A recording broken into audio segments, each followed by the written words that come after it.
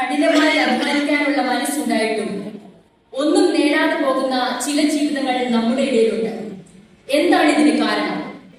വർത്തമാന കാലഘട്ടത്തിലെ ചില ഏടുകളിലൂടെ ഈ ചോദ്യത്തിന് ഉത്തരം കണ്ടെത്താനാണ് ഞങ്ങൾ ശ്രമിക്കുന്നത്. ജൂബിലി മലയാളം ചർച്ച് സാൻപടയിലെ വിമൻസ് ഫെലോഷിപ്പ് അഭിമാന പുരസ്കാരം സമർപ്പിക്കുന്നു മാർത്ത 2.0.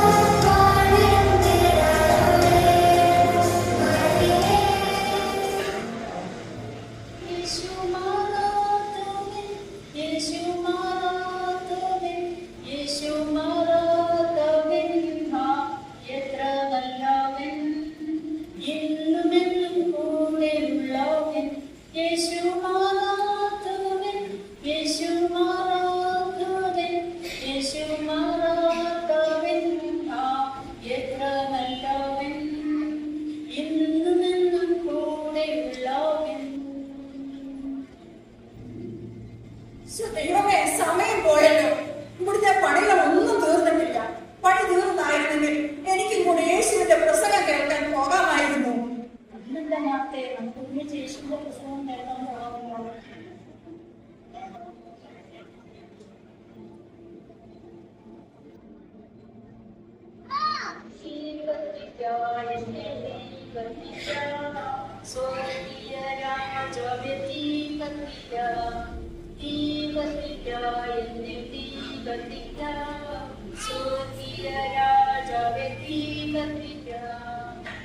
നിനക്കിവിടെ പാട്ടും പാടി നീ കത്തിച്ചോണ്ടിരുന്നാ മതി.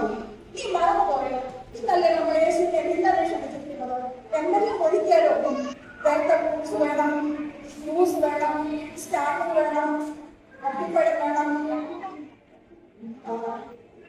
ഐസ്ക്രീം വേണം. ഇതെല്ലാം ഒഴിക്കാലോ.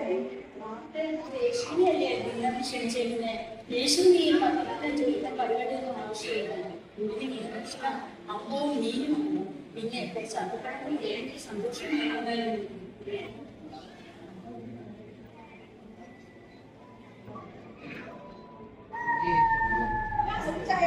എങ്ങോട്ട് പോവുക?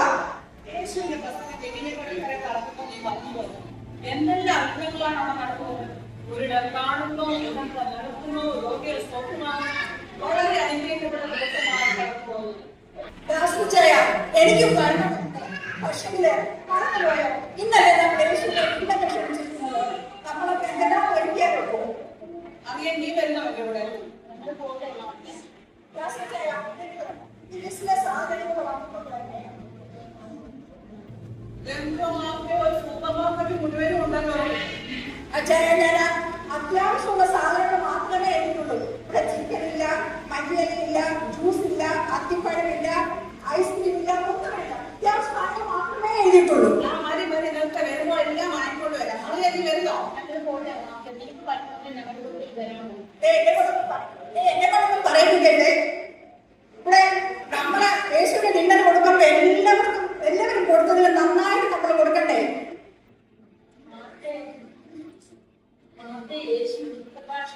എന്താണ് പഠിച്ചിരുന്നത്?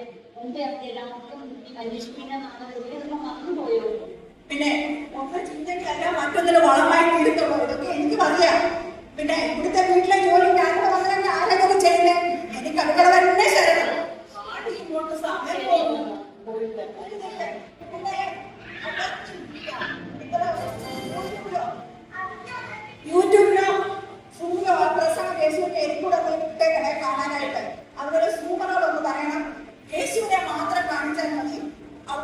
മനസ്സിനെ ഒന്നും കാണിക്കണ്ട.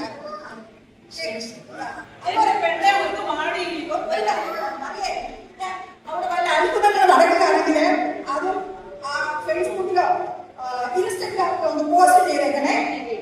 ശരി.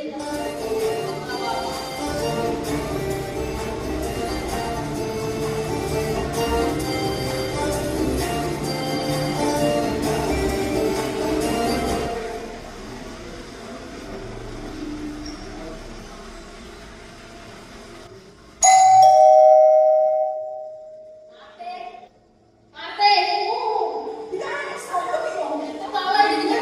എത്ര നാളായി ഇതെന്താടി ഈ വടിയൊക്കെ പിടിച്ചത്? നിനക്ക് മടിയില്ല, മടക്കാൻ പറ്റുന്നതായോ? നടക്കാൻ പാടില്ല അടിയൊന്നും അല്ലേ ഇതേ. ഞാൻ മോൻസബ്രാമിനെ മേടിച്ച മോശയുടെ ആവശ്യമാണ് അടിയത്. അതെയോ? 100,000 അല്ല, 25 ലക്ഷം കൊടുത്ത ഞാൻ പടി വാങ്ങിയിരുന്നത്. നല്ല ഭംഗിയുള്ളതിന്റെ കാണാനാ. ആണോടി? പിന്നെ നീ എന്താ ചെയ്യുമായിരുന്നു മാമത്തെ? ഞാനിവിടെ പ്രാർത്ഥിച്ചുകൊണ്ടിരിക്കുകയായിരുന്നു. അയ്യോ, അപ്പൊ ഞാൻ വന്ന് നിനക്ക് പ്രയാസമായില്ലേ? നിന്റെ പ്രാർത്ഥന നടക്കട്ടെ, ഞാനെന്താ പോവാ. പ്രാർത്ഥനയൊക്കെ പിന്നെ ആയാലും മതി. നീ വാ, ഇരിക്ക്. എത്ര നാളുകൂടെ വന്നേ? വാ, ഇരിക്ക്. ഇപ്പൊ ഇരിക്കാനൊന്നും സമയമില്ല. ഇതേ, നീ ലാസ്റ്റ് യേശുവിന്റെ പ്രസംഗം കഴിക്കാൻ പോയില്ലേ? എങ്ങനെ പോകാനാ? 1-2 ദിവസം വരെ വാങ്ങും. 15 ദിവസം പ്രസംഗം. പ്രസംഗിക്കുന്നവരെ പ്രസംഗിച്ചാ പോരെ, നമ്മളെ വേണ്ട കേൾക്കാനടി. ഓ, എനിക്കാണെങ്കിൽ എന്റെ പിള്ളേർക്ക് എക്സാം ട്യൂഷനൊക്കെ ഉണ്ട്. എങ്ങനെയായിരുന്നു കേൾക്കാൻ? പിന്നെ ഞാൻ വല്ല സൂമിലോ യൂട്യൂബിലോ ഒക്കെ കേൾക്കാം.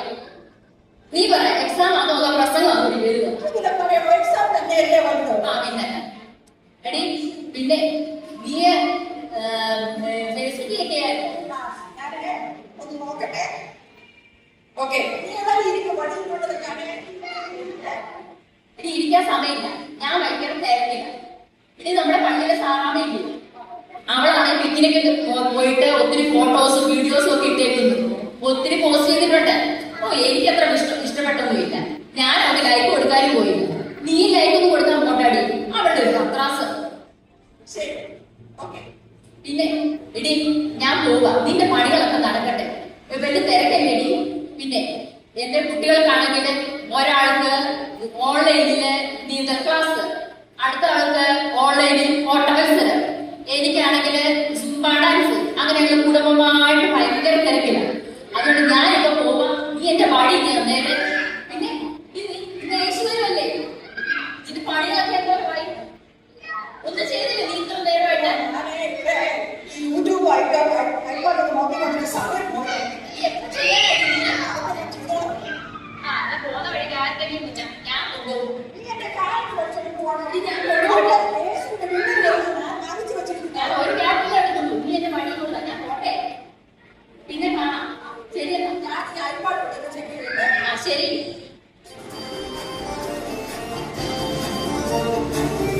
അയ്യോ, ഒന്ന് ചെറിയ സ്ക്രീൻ ഒന്നും കാണുന്നില്ല. ഞാൻ എന്റെ ഐപാഡ് എടുക്കുന്നത്.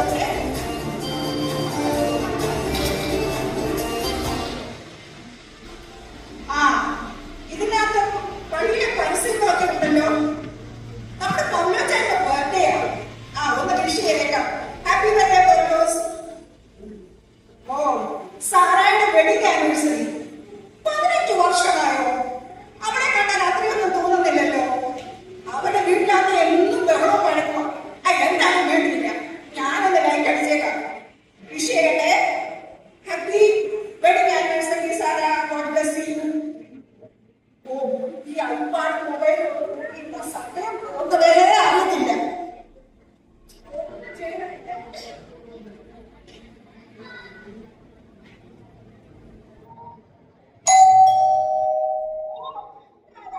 സൂസന്നെ എവിടെയോ?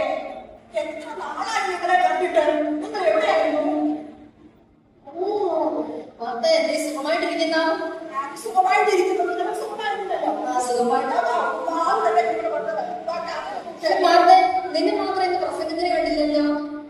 പറയേ, ലാസ്റ്റ് മുന്നിൽ തന്നെ ഇരിപ്പുണ്ടായിരുന്നു. അത് പിന്നെ ഞങ്ങൾ യേശുവിന്റെ ഡിന്നറിന് ക്ഷണിച്ചിട്ടുണ്ട്. ഒരു 15 കൂട്ടം കറികളൊക്കെ ഉണ്ടാക്കി. കാരണം ഇവിടെ ഞാൻ മാത്രമല്ല ഉള്ളത് ചെയ്യാൻ. അത് കാരണം ഞാൻ പോയിട്ടേ ഉള്ളൂ. പിന്നെ പ്രസംഗമൊക്കെ എങ്ങനെയായിരുന്നു? വളരെ അനുഗ്രഹീതമായ പ്രസംഗമായിരുന്നു. എനിക്കത് ഒട്ടും അനുഗ്രഹമായി തോന്നിയേ ഇല്ല. 2 ദിവസമായിട്ട് ഇത് തന്നെയാ കേൾക്കുന്നത്. ഇന്നലെ പറഞ്ഞത്, മിനിഞ്ഞാന്ന് പറഞ്ഞത്, ഇന്ന് പറഞ്ഞു. സത്യം മാർത്തെ, ഞാൻ കിടന്നു പറഞ്ഞു. അതിന് നീ പ്രസംഗിക്കാനല്ലോ മാർത്തെ, ഞാൻ വന്നതുകൊണ്ടൊക്കെ ശ്രദ്ധിക്കുന്നു. ഇതിന് ഒട്ടും ഒരു വല്ലാതെ ഈ സ്കിൻ കെയർ ഒന്നും ചെയ്യത്തില്ലേ? ബ്യൂട്ടി പാർലറിലൊന്നും പോകാറില്ലേ? അതിനൊക്കെ ഇപ്പൊ എവിടാ സമയം? ഈ വീട്ടിലെ സർവത്ര പണി ഞാൻ തന്നെ ചെയ്യണം. പിന്നെ ഇനിയിപ്പോ ഞാൻ പ്രായമൊക്കെ ആവില്ലേ? ഇതൊക്കെ മേക്കപ്പ് ഒക്കെ അടിച്ചിട്ട് ആര് കാണാനാണ് സൗകര്യമൊക്കെ? വിട്ടേക്കാം, നമുക്ക് പോവാം. നിന്റെ പണിയൊക്കെ നടക്കട്ടെ. യേശു പറഞ്ഞിട്ടില്ലേ, നമ്മുടെ ഓരോ ഭാഗത്തും നാം വിശുദ്ധിയുള്ളവരായിരിക്കും. ഓ, ഒരു വിശുദ്ധ വന്നിരിക്കുന്നു. നീ പള്ളിയിലെ കാര്യങ്ങളൊക്കെ അറിയുന്നുണ്ടോ? അവിടെ എന്തൊക്കെയാ നടക്കുന്നത്? ക്രിസ്മസ് പ്രോഗ്രാം, ഇതൊക്കെ വല്ലതും നീ വീട്ടിൽ നിന്ന് അറിയുന്നുണ്ടോ? അതൊക്കെ ഞാൻ എങ്ങനെ അറിയാൻ? ആ മറിയ വന്നാൽ ആത്മീയ കാര്യങ്ങൾ മാത്രമേ പറയാറുള്ളൂ.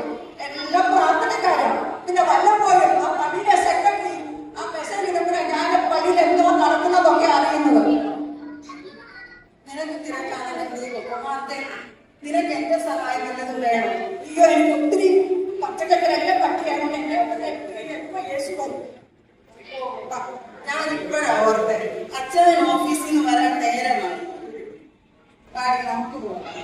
പിന്നെ അവളുടെ ഒരു പച്ചക്കറി കണ്ടില്ല, എന്റെ കയ്യിലുള്ള തറ പറ്റാൻ നെയ് പോളിഷ് കഴിക്കണം. അത് പോകൂലേ? നമുക്ക് അവളോട് സഹായിക്കാൻ ഒരാവശ്യമില്ല, നീ പോകും.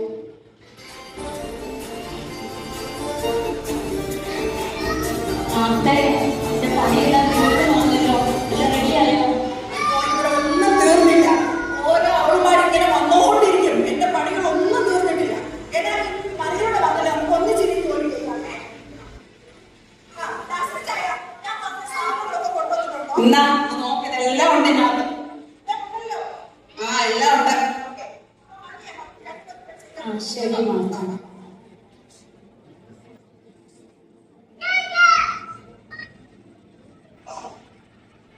എനിക്ക് അന്നേരെ അറിയാമായിരുന്നു നീ ഫേസ്ബുക്കും വാട്സപ്പും ഒക്കെ നോക്കി ഇവിടുന്ന് സമയം കളഞ്ഞെന്ന്.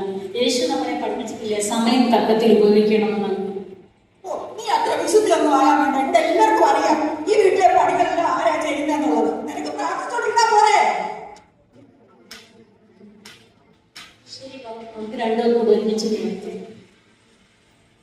ഇവളുമാരെ കൊണ്ട് ഒന്നും നടക്കുമെന്ന് തോന്നില്ല. വല്ല സൊമാറ്റോയിലോ സ്വിഗ്ഗിയിലോ വല്ല ഓർഡർ ചെയ്യേണ്ടി വരുമായിരിക്കും.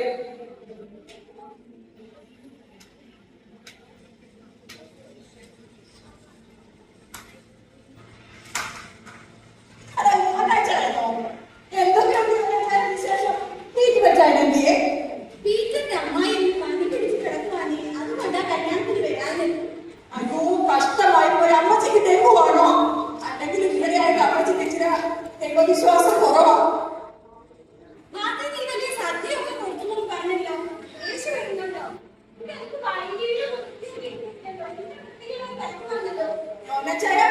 എന്റെ വീട്ടിൽ വന്നത് എന്നെ കുറ്റം പറയുകയാണോ? ഈ വീട്ടിലെ പണികളെല്ലാം ഞാൻ തന്നെയല്ലേ ചെയ്യുന്നത്. എല്ലാവർക്കും അറിയില്ലേ അത്? ഇവിടെ വലിയ സഹായിക്കാൻ ആരുമില്ല. പെട്ടെന്നാണ് യേശു വരാനായി.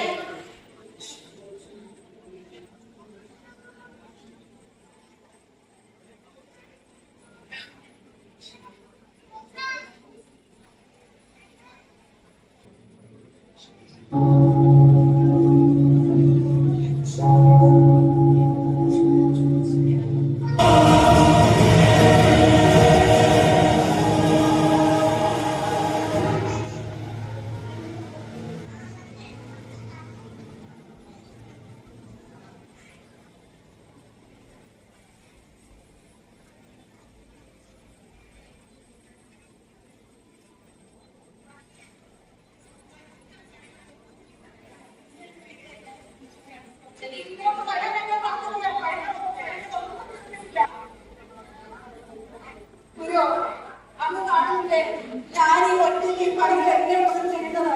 അതിന് ഒരു വിഷമവും തോന്നില്ലേ? ആ പണികളൊന്നും തന്നെ എന്നെ സഹായിക്കാൻ.